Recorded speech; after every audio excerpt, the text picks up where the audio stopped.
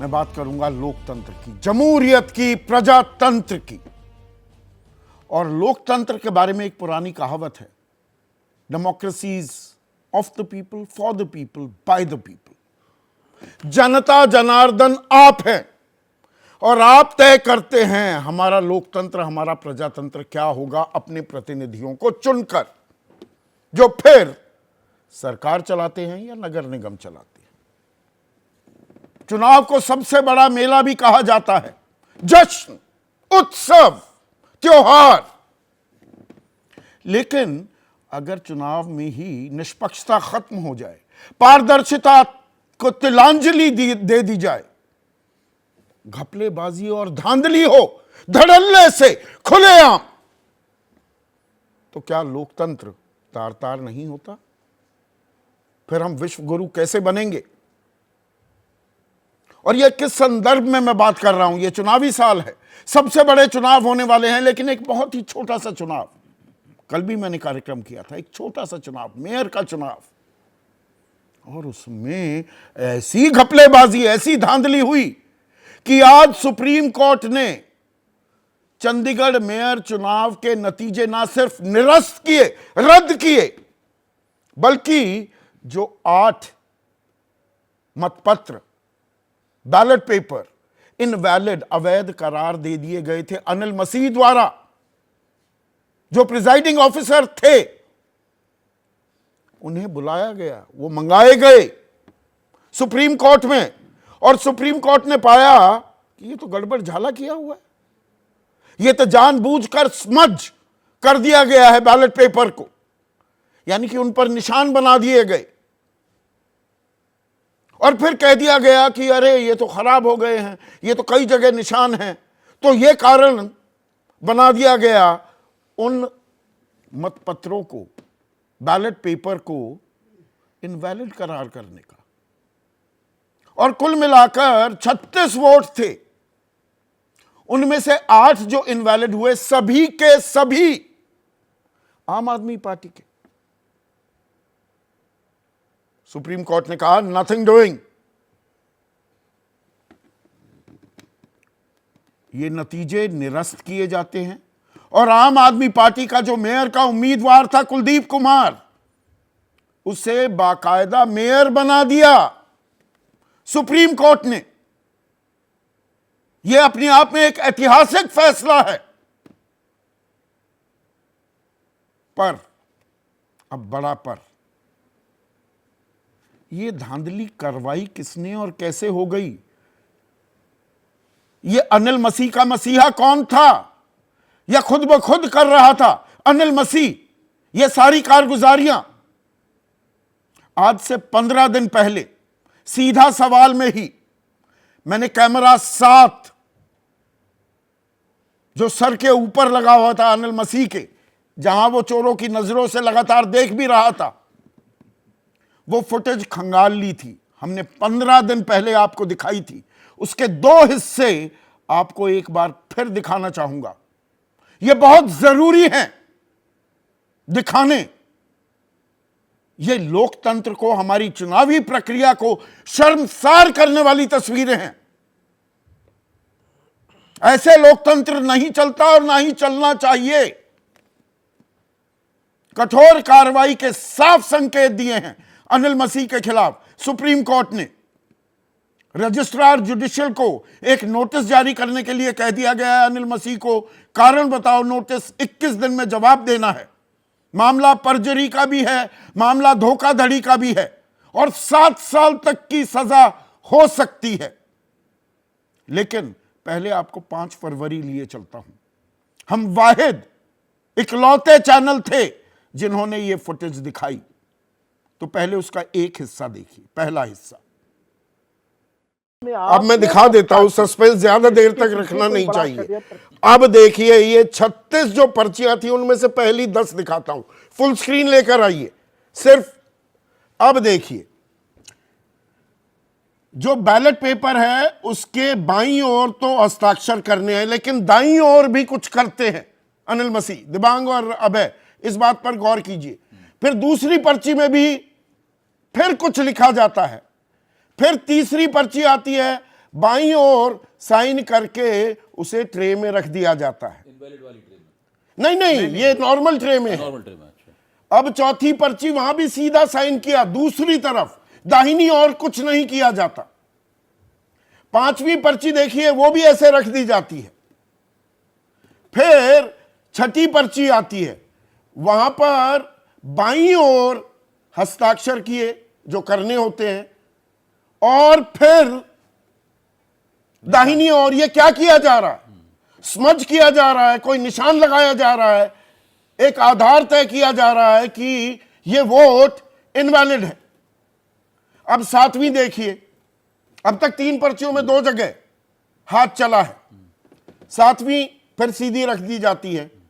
उसके बाद 8, ये देखिए 7वीं में भी फिर हरकत होती है, और कैमरे की तरफ देख रहे हैं।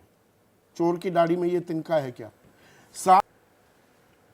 आखिरी ग्रैब आपने देखा जहां पर हमने वीडियो को पॉज किया है, वो कहते हैं ना चोर की दाढ़ी में तिनका, वो ऐसे देख रहे हैं। और सुप्रीम कोर्ट में अनिल मसीह का तर्क ये था कि वहां पर इतना हो हल्ला हो रहा था, कैमरा लोग कह रहे थे, तो मैं कैमरे को देख रहा था। अब ये तो पहला हिस्सा, दूसरा हिस्सा देखिए। हमने 7 पर्ची दिखाई, उनमें से 3 में 2 जगह कलम की घुग्गी चलती दिखाई देती है, 4 जगह नहीं।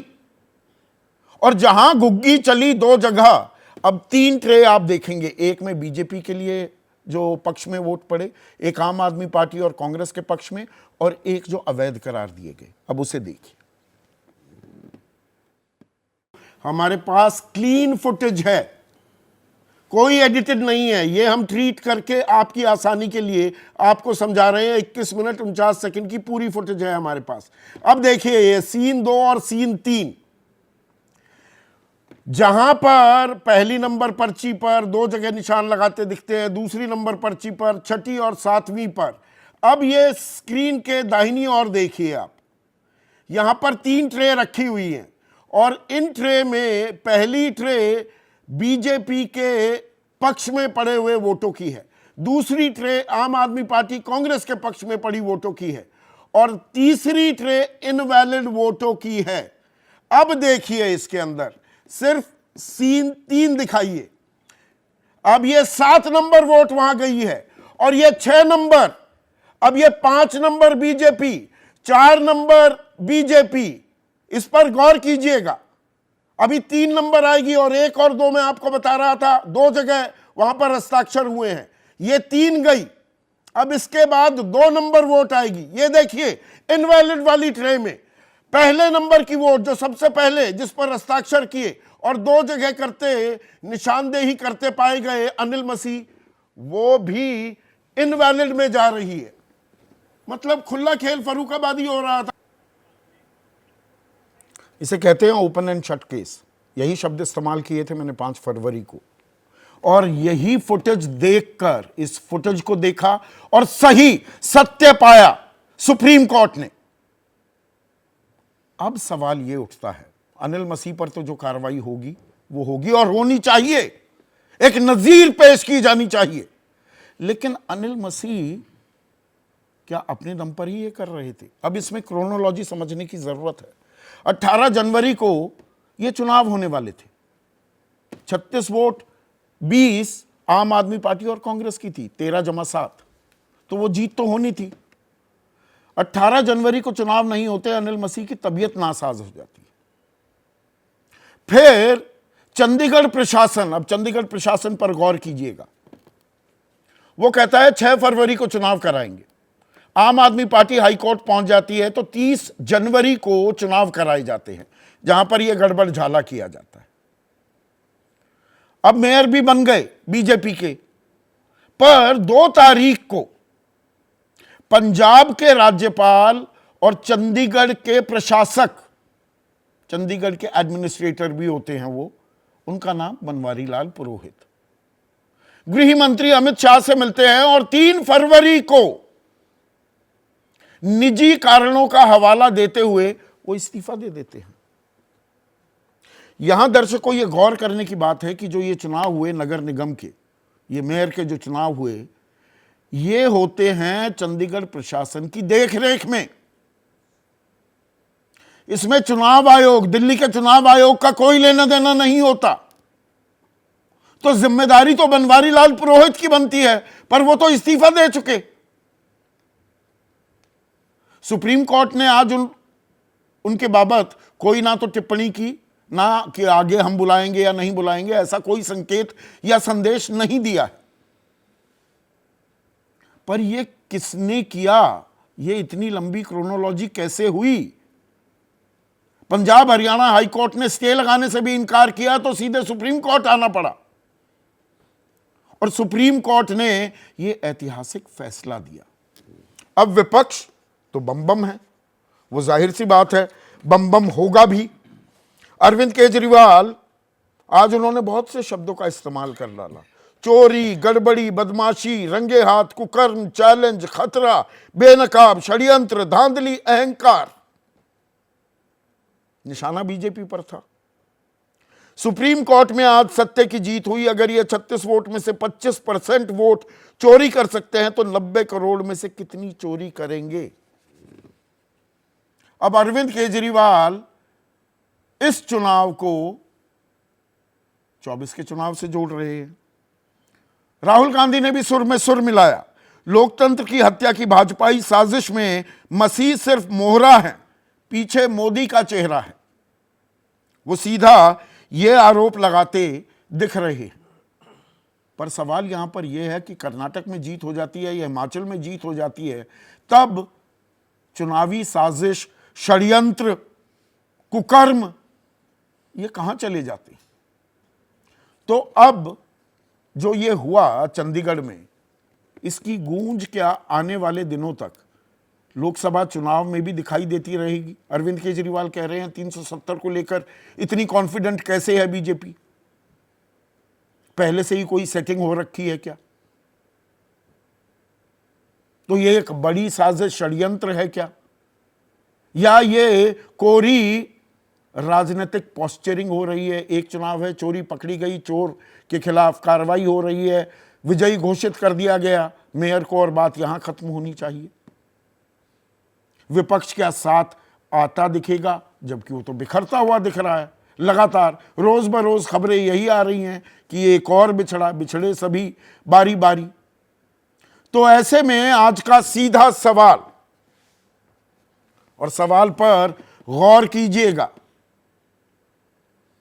बचा लोकतंत्र, टूटा मौन, मसीह का मसीहा कौन? और चुनावी भ्रष्टाचार सुप्रीम कोर्ट ही करेगा उद्धार। चुनाव में अगर भ्रष्टाचार हो रहा है, सिर्फ सुप्रीम कोर्ट ही उसकी दवा दे सकता है क्या? जैसे ही घड़ी का काटा दोपहर 2:30 पे आए, बबीता जी का दिल सास बहू साजिश के लिए मचल जाए। और ये है इनकी बहू, पूरे दिन ऑफिस की टेंशन हो जाए गॉन जब ये करें अपना फेवरेट शो फ्री टाइम पे ऑन। इनकी तरह आप भी देखिए अपना फेवरेट शो अपने टाइम पर, और डाउनलोड कीजिए एबीपी लाइव ऐप अपने स्मार्ट टीवी पर।